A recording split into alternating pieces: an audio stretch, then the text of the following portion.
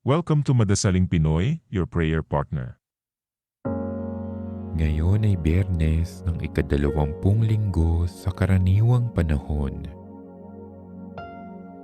Ang mabuting balita ng Panginoon ayon kay San Mateo.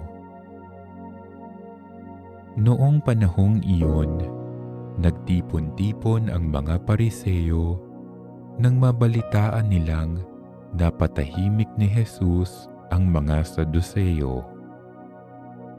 At isa sa kanila, isang dalubhasa sa kautusan, ang nagtanong kay Jesus upang subukin ito.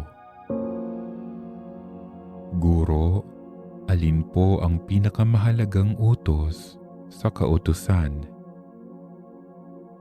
Sumagot si Jesus, ibigin mo ang Panginoon mong Diyos ng buong puso, ng buong kaluluwa, at ng buong pag-iisip.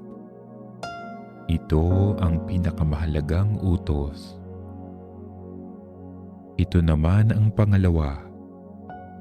Ibigin mo ang iyong kapwa gaya ng iyong sarili.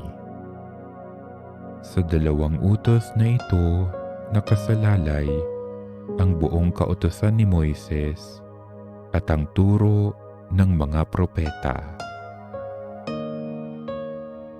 Ang mabuting balita ng Panginoon.